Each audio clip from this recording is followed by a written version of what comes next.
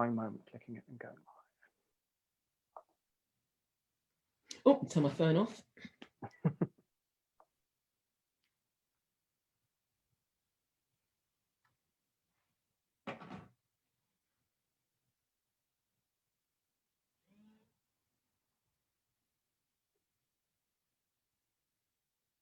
Thank you for joining us this evening for this live interview with script supervisor Sylvia Parker, brought to you by Amplify Film Festival. We are just going to go give people a minute to find us. So if you're joining live, hello. If you're watching the recording, where were you? And please make sure to give us a like and tell us where you are watching from in the comments.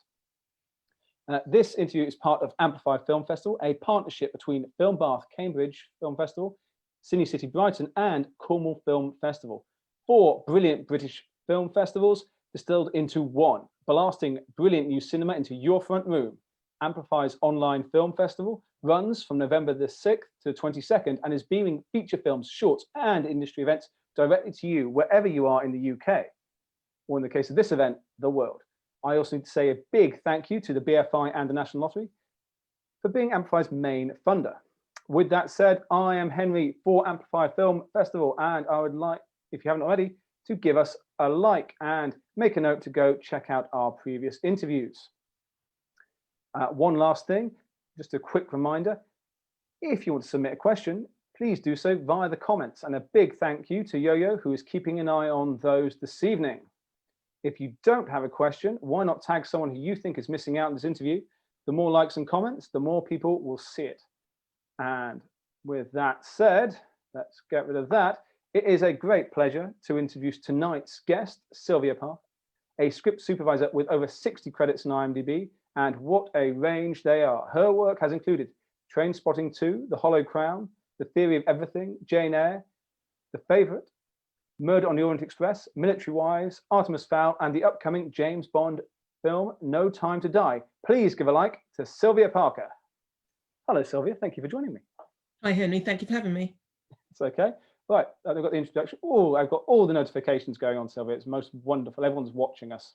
So let's begin. How did you become a script supervisor?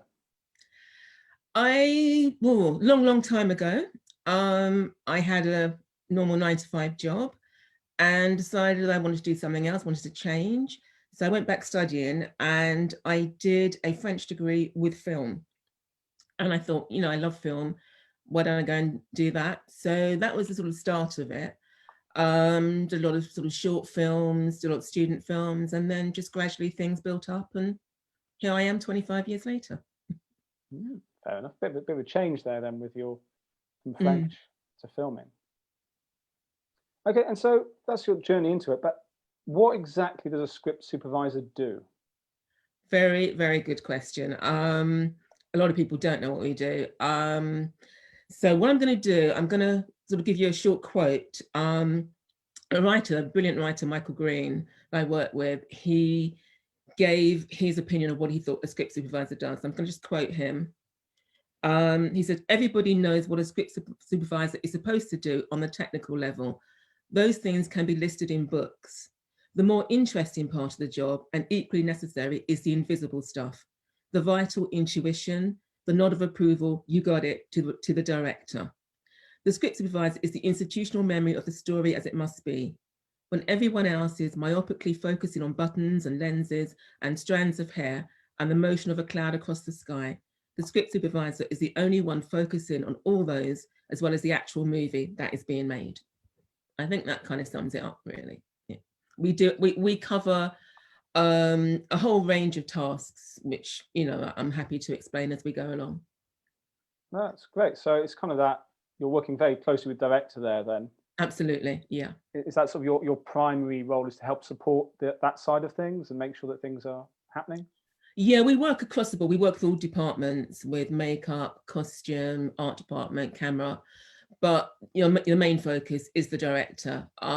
It's up to me to make sure that he or she has all the shots they need to cut the film together, that there's continuity throughout, because obviously we shoot out of continuity. We don't shoot scene 1, 2, 3. We maybe start with scene 26 and the next day it'll be scene 3.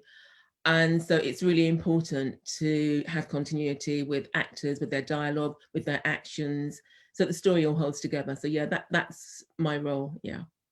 And then you said there continuity. Some people may have heard of the role of a continuity person, but not the role of script supervisor. Is it one and the same? It is. It is. The old name was continuity or continuity supervisor, and it's sort of been merged together. Now we're now called script supervisors, because we are in charge of the script. That's what we do. We supervise it. And depends on the project you're working on. Sometimes there's more script supervision to do than there is continuity, but the two go hand in hand. Yeah. Great, marvelous. Okay, well, what would you say then is the what's the best bit about being a script supervisor to you? Being on set, I love being on set. Just because film is a collaboration between lots of people, and I love that whole part of it, is working with different departments, working with the actors. Yeah, so for me, it's being on set, the script, of course, having a really great script to supervise. Yeah, there's loads of great things to this job. Yeah. Oh, okay, I guess on the other side of that then, is there a worse side, a dark side to it? A dark side. I wouldn't call it a dark side, Henry. There are some bad days. Yeah, you get some days where maybe you're on a night shoot and you're up a mountain in the freezing cold at about 3 o'clock in the morning. You think, why am I doing this? But then you think, what else would I be doing if I wasn't doing this? You know, I'd maybe be doing something I don't particularly want to be doing. So yeah, there are some off days, but most of the time it's pretty good. Yeah. That's great. And we're going to talk about some of your projects now that you've worked on. And as I said earlier, there's got, a huge range of stuff you've done over the years. But I want to start off with a doc mini-series, Cosmos, A Space Odyssey. Now, a lot of people would associate a script supervisor with a drama only. Yeah. How does the role differ on a documentary? Is there a difference? This was actually a docudrama. I don't know if it's an American series. It was a reboot of a series that happened, I think, back in the 80s. And so we had a presenter who, who presented the program. So that was the docu side of it. But then there was a lot of action put together with actors and with dialogue. So basically, I script supervised the bits in between the docu parts. Yeah.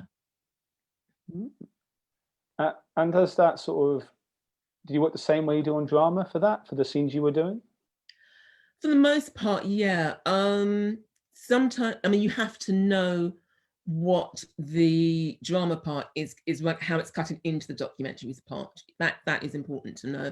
But otherwise, it's basically the same as you would script supervise a drama, yeah. Oh, great. I guess you need to know if there's going to be voiceover. It's making sure that the timing can work quite well for that, and making sure things can all go together. So I think it's important for any, especially younger filmmakers watching who are making anything that has a documentary and drama, to be aware that they have to combine those two elements, at an early stage, I guess, as well. Yeah. Now, again, something completely different. The Hollow Crown and Centurion, a TV series and a film, different ones, but very much action-packed moments in them. How do you deal with action? Because I imagine lots of things change every take. Yes, they do. And this is what, I was just saying earlier about script supervision and continuity. When you have big action scenes like that, there's absolutely no way, no matter how brilliant you are at your job, that you can notice everything that's going on in a fight scene. So you have to focus on what's important. And so, you might talk to the director and say, ask him or her what they want to get out of that scene, and you'll focus on the particular actions, a particular actor. Because usually with those scenes as well, you're shooting multi-camera. I remember when we shot Centurion, I think we shot some of the battle scenes, we had about 4 cameras running. So one will be, focused on one part of the action, another on another part. So yeah, it's really focusing on what's important rather than everything that's going on. Otherwise you just get so confused. Yeah.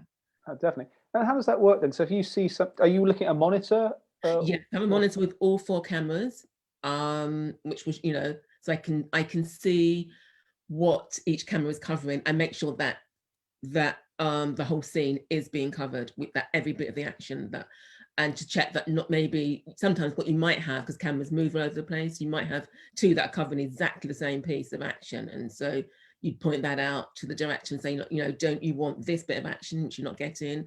So yeah, you just watch what's going on, and just if something doesn't look right or that there's something missing, you just let the director know. Yeah, that's fair enough.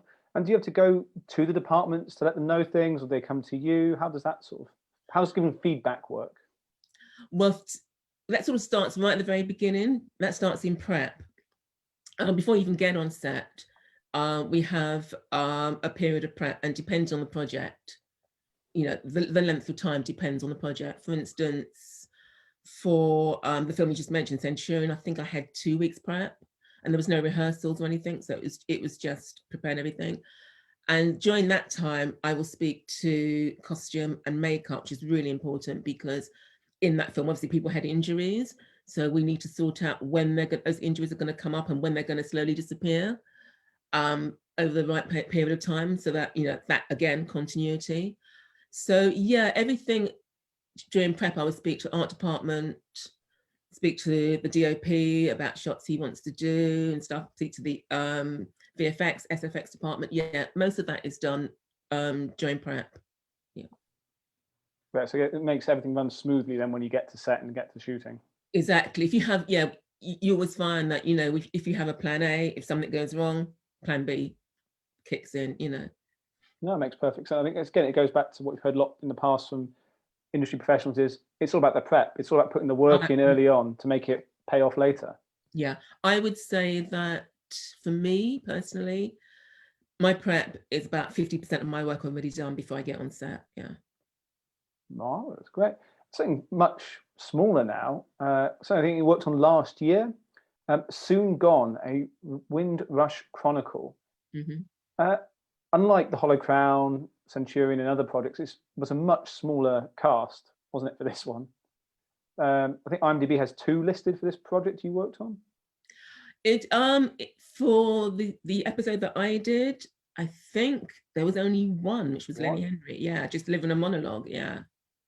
How does that differ then? Because if it's one man delivering a monologue, I imagine there's different angles to cover. Obviously, there's different actions. Does your process change at all with that? No, it doesn't. To me, it's a drama thing. It's got lots of dialogue. Got to make sure all the dialogue is there. So there's a lot of dialogue in that. Prompting, you know, if the actor sort of loses focus.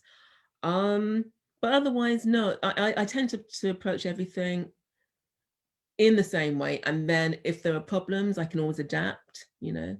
But yes, for something like that, for Soon Gone, it was really just focusing on making sure we had all the dialogue and all the angles. Yeah.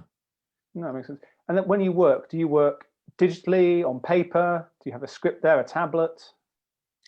I work digitally. I've been working digitally now for quite a few years. I work with my iPad, which is great because you can just take it anywhere, you know.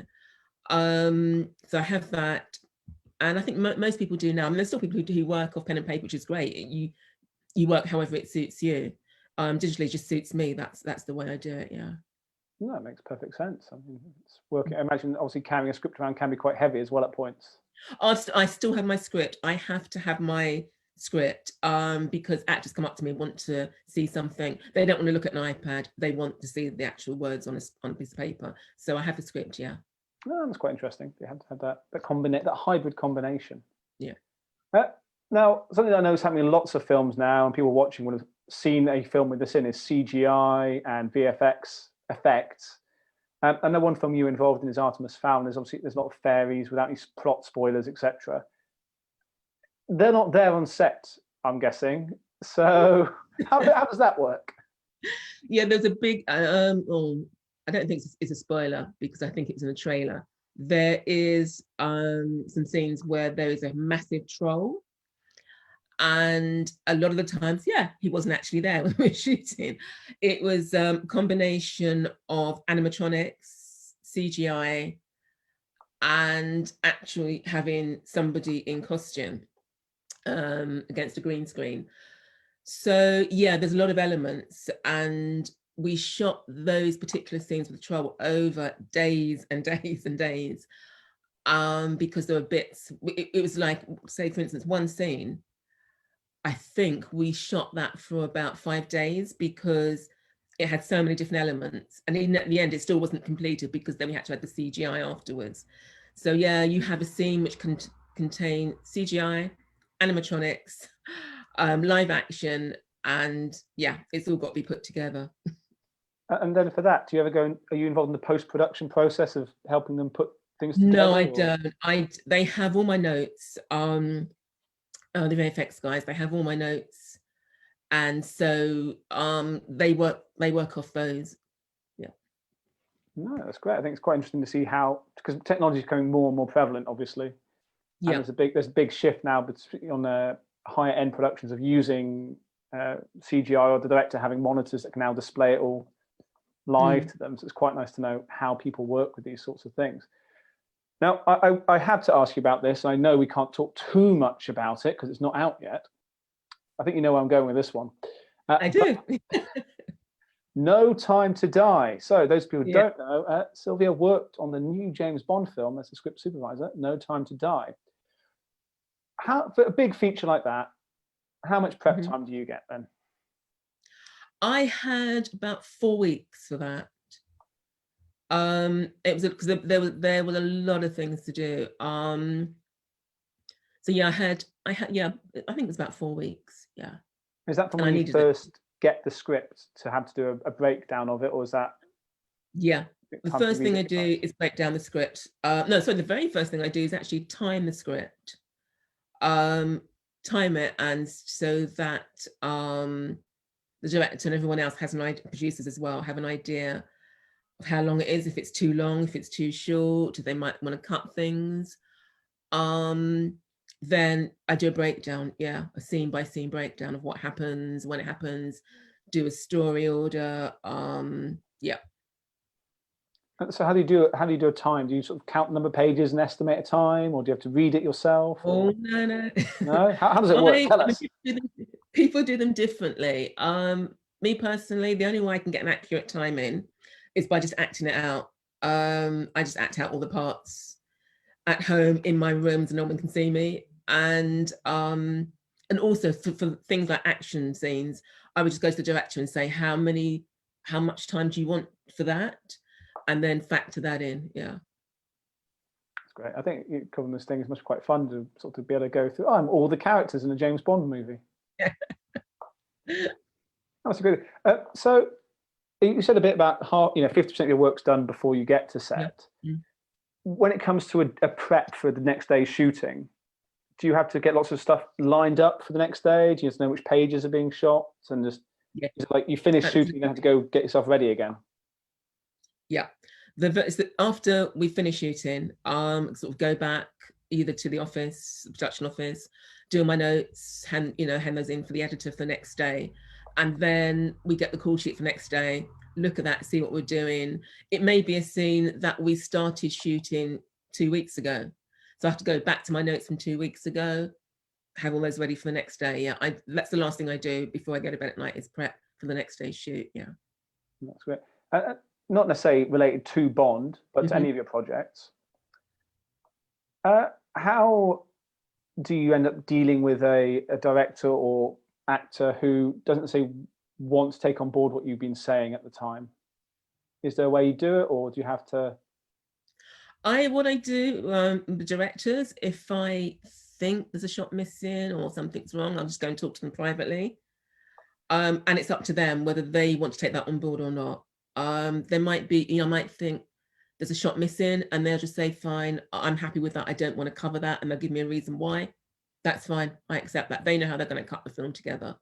There's no way, I think you have to be really, really careful that you don't overstep the mark and you sort of start directing. That's not what I do. I'm a script supervisor, and I'm there to try and help the director. It's up to them. They know how they're going to cut the film. I don't always know that. So I'll point something out, and they'll either accept it or they won't, and that's absolutely fine. I don't have a problem. Yeah. No, makes sense. Again, it goes back to it's a collaborative process ultimately. You Yeah. can only feed in what Yeah. you can do. Mm. So if someone is looking to become a script supervisor, how can they go about that? Okay, what I would advise doing is there's a lot of short courses. Screen Skills do some courses with experienced script supervisors. I think they're worth doing because they're people who are actively working. I've done some stuff for Screen Skills. I think just do a short course that you have an idea of what it's about, because then you might think, oh, maybe it's not for me. If it is for you, you sort of, you've done a course and you think, yeah, this is what I want to do. What I would advise is to get on some student films. That's what I started off doing. I did a lot of did continuity on films for students from National Film School. That's great. You learn a lot and you can make mistakes, and it's not a big, it's not such a big deal. You learn from your mistakes. Then after you've got a few things behind you, a few student films and short films, I would sort of I'd advise trying to contact somebody like me, not necessarily me, but anybody else, and asking if you can come and assist them. That's another way, is to assist somebody, and then you learn from actually doing the job. So yeah, that's the way I would do it. Yeah. Cool. I just want to go back to short films for a second, because a lot of people watching maybe short film makers and have never thought about having a script supervisor on set. We obviously know it's an important thing. But if there's any sort of tips you can give people who are going, oh, I've never thought about having a script supervisor on set, or how they might try to find somebody who can do it, or any basic thing they can try and implement themselves if they don't have enough crew to put someone in as a dedicated script supervisor. Yeah, it's really hard if you are doing a short film and you've got no money. I know sometimes it's one of the roles that people will say, okay, we'll pass on that. And then they get into the edit suite and wish they hadn't. It is hard. I think the best thing to do is to sort of seek out the film schools, because they will have somebody on their books. Like they had when I was starting out. I was on the National Film School's books, someone wanted somebody to do continuity. So yeah, I would do that, just so, sort of check out the film school and say, no, look, have you got a script supervisor who, who's happy to just work for, a low amount of money, or, a credit or whatever. There's always somebody, because there's somebody who wants to get that first job. Yeah. No, I think that's great advice. And it also helps, it does add a huge amount of value, as you say. If you're going to go have someone on set to keep an eye on it, and then in the edit, it can save the film, I suppose. Absolutely. Yeah. Great. Well, we're coming towards questions now from everyone watching. So reminder, if you've got any questions, do please put them in the comments. Got a few already. Some people saying it's a wonderful session, which is very nice to hear. Thank you for that. Thank you. And actually, there's also a question about being a trainee, so that's quite nice. But let's start. I'll start with some questions. We've got some. Do you have any historical research for period pieces? Do you ever have to tell a director, props department, costume that they shouldn't use something? No, because that's usually something that the art department will have worked out beforehand. That they're usually really on that. The only thing that I can think of, it's not a prop, it's to do with dialogue. For instance, a long time ago, I did a film which was set in the 1970s in the UK, but we had 2 American directors. And there was a scene where we had some people, they were improvising, and they're very young people, so they were born in the 80s and 90s. And so they didn't understand the dialogue of the 1970s, and they were saying phrases that were very much 1980s. And the directors didn't realize that. So I had to point out, this is not the way they would have spoken in the 1970s. So it's more stuff like that to do with dialogue rather than props, which art department would always know about. Yeah. No, that makes sense. Okay. What sort of notes do you write for the editor? Good question. Everything. Basically the shot description, whether it's a close-up, a wide shot, who's in the shot. I try and make it as succinct as I can. But sometimes if you've got like what we call a roving shot, where you're using a steady cam and the shot's changing as the camera moves. So I would describe how the shot is developing. Then I would also put down what we call the camera setup, which is the lens that was used, any filters that were used, all lots of camera details. So they have all that, yeah. And then also I may get notes from a director. The director will tell me which take he likes, he or she likes. It may be a combination of takes. They may say, can you ask them to take this bit from take 1? But I like this for so-and-so's performance in take 2. So I'll put all those notes from the director into my notes for the editor. That's good. Oh, here we go. Do you ever take on script supervisor trainees? And if so, how do they get in touch with you? Yes, I do. I really try and have trainees. I really believe in having trainees because I'm not going to be here forever. And I love the idea of someone else taking over and doing the job. So yes, I have had trainees. I've had people who've written to me. They've usually done something first. They've done, like I explained earlier, they've either worked on some student films. They've been, they've done a lot of stuff on their own first. I do not take on people who've done absolutely nothing. They have to show that they are interested in it. And so I will take someone on who's done something, gone out and done something on their own. And then I will take them on and take them to the next level. Yeah. There you go. So if you're watching, you know what to do now. Quite a fun one. Any recommendations for a good coat on set? What's that? A good coat. Well, Jack, what coat should they wear on set? Because I guess if you're sat around quite a lot if it's a cold mountainside. Right. This is going to depend on your budget. Okay. I don't know what this person's budget is. Most of us, I'm not promoting these people, but most of us do wear North Face stuff because it's good. But there are some other more expensive ones. I don't know. Just something that's if it's winter, something that's going to keep you warm, basically. I told you to get some interesting questions here. It's always quite good fun. What would you consider to be the script supervisor's skill set? That's a good one. What would I consider to be their skill set? Yeah.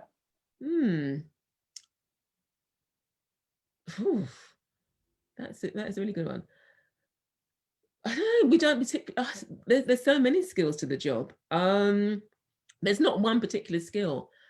I think probably, let me just name a few things.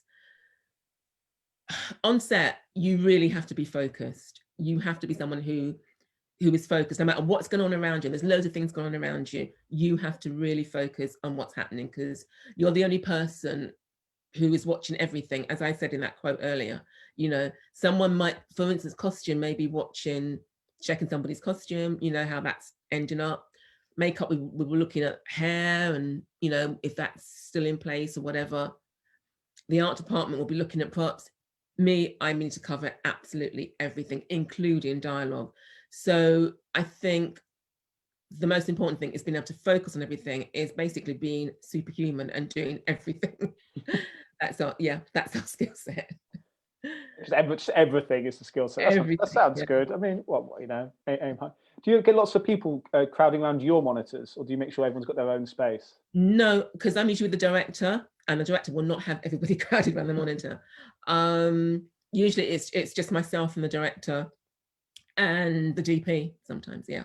And that's it, yeah. That makes sense. Ooh, tell us more about your time as a script supervisor for London 2012 Olympic opening ceremony, Miles of Wonder. Yeah. Well, that was because I worked with Danny Boyle quite a lot. I've worked with him in several of his projects. And I don't know if you saw the opening ceremony, but there was a lot of little films that were inserted in between the ceremony. There was like, we had scenes with this family in the house. We had the big famous scene with Her Majesty the Queen and James Bond. So that was the drama part of it. So I did all the drama part of it, all those little films that were made for the Olympic Games. Yeah. So you're working it was fun, really, really fun. Bond. Yeah, it was good. The theory of everything related question. Do you have any memories from the set, I guess? Yeah, I do. One of my memories was I remember Eddie Redmayne come in the wheelchair as you know, playing the part, and I remember him sort of like wheeling towards me and me thinking, oh my God, he really looks like the real thing. It wasn't Eddie Redmayne, you know, it was really Stephen Hawking. That was quite amazing. And then also Stephen Hawking actually came down to set one day when we were filming all the Cambridge parts, and he came down to set and sort of sat near the monitor, and that was quite weird seeing him and Eddie playing him both in close proximity. Yeah, that was interesting. That must be quite strange, particularly on a biopic type of thing. Yeah. Work. What excites you about a project? The script, first and foremost, the script. I was talking to you earlier when you asked me about films, and I said one of my recent favourites was the film The Favourite, and it was the script. I hadn't read a script like that in a long time, and I remember I was actually working on another project when I got the script, and the only time I could read it was at night, and I literally stayed up the whole night to finish reading it because I thought it was brilliant. So yeah, that's the first thing that attracts me to it. And then also, if I go back working with the same director again, I like working with, you know, people that I've worked with before, same crew members, you know, because then you sort of really work well together because you know how everybody works, and it's a great group of people. So yeah, it's the script and the people that you work with. Yeah. Any tips? All the questions are on such odd different things. It's quite great. It's like, oh, this one, this one, this one. Any tips for helping prompt an actor? Good. That's a really, really good question. Really good, because depends. You work different ways with different actors. There are some actors who don't want, you know, who are trying things out. So they may not get the dialogue right the first time, and they will tell you that. They say, look, I'm just trying a few things out. So you let it go for a few takes until they've got what they want to do. There are other actors who want to be corrected every single time. They want to say the script as it's written, and even if it's a tiny mistake, they want you to tell them. So you learn what actors want, when they want you to step in, because you don't need to step in all the time. You don't. You'll just get on their nerves, and so you have. And it's something you learn. It's from experience. You learn when to go in and when not to, and how different actors work. Yeah, it's a good question. Yeah. No, I think it's a very important one to, again, for those any level of project. You just don't want to be, because some small projects have quite big names attached to them sometimes, or vice versa. But what I found is that most actors want to get things right. They don't want to look stupid, so they want their continuity to be right. Yeah. That makes sense. Okay, we've got time for a few more questions, I think. What's the most exciting film or TV series you've worked on, and why? Most exciting. We think. I enjoyed. Oh, I can say Bond, which was great because everybody wants to do a Bond movie, and it was great doing all the action scenes. You get to go to amazing locations and work. So that was really, really exciting. I really enjoyed it. It was a great thing to do, and yeah, everyone's impressed when you've done a Bond movie. Why not? I mean, it's those massive franchises, isn't it? We spoke to Debbie McWilliams, who's the casting director for Bond during lockdown. It was quite, again, one of those interesting things. This massive franchise, so many moving parts to it at every level.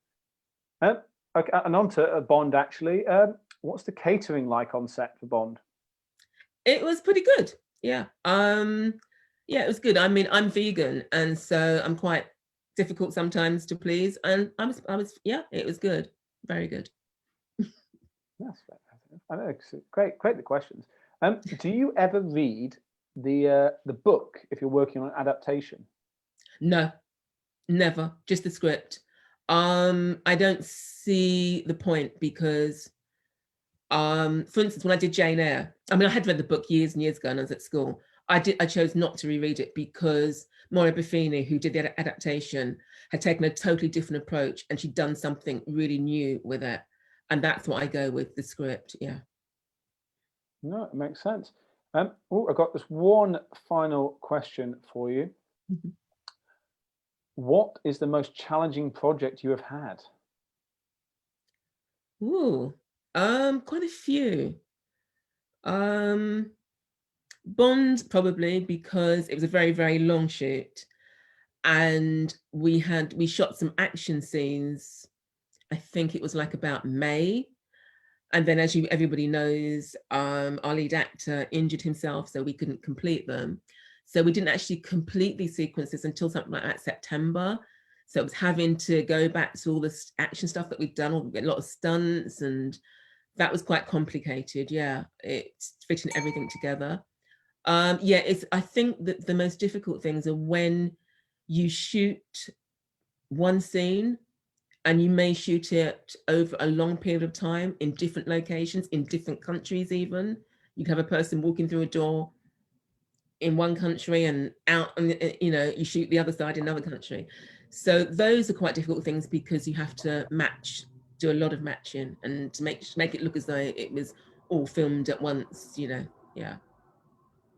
Great. I want to ask actually one more question, if that's okay. Yeah, sure. Links to that idea of shooting it, and it's a very British question, really. I guess you have to make a big note of the weather if you're going to be shooting scenes at different periods of time taking place. Yes, yeah, you do, definitely do. But there's not a lot you can do about it sometimes. With rain, it has to be really quite heavy rain before it shows up, because I've noticed that, we've shot something, started shooting it in rain, and then the rain's gone off or it's come back, or vice versa. And you don't often know unless it's really, really heavy rain. There's a lot of things. I know sometimes you get people on IMDb saying, oh, like I said, continuity, there was rain here, rain there. But I'm a script supervisor, I'm not God, so not much I can do about that, I'm afraid. Well, on that note then, I think, Sylvia, thank you so much for your time this evening. It's been great talking to you. I hope you've enjoyed. Thank you everyone for joining us and watching live or recorded. You can join us again on Friday the 13th at 5 p.m, where we'll be talking to Hannah Marie Williams, casting director and UK casting specialist for Backstage. But to, I would say, play us out, I haven't got any music. Ooh, is it the wrong? That's the wrong one. Where's your slide? Where's the right slide gone? Oh, can't get the staff. No. Well, let's leave that one. Thank you all for joining us this evening. If you are at loose end this evening, do go check out Amplify for a huge range of shorts, features, and documentaries. So once again, thank you all for joining us, and join us again on Friday. Thank you.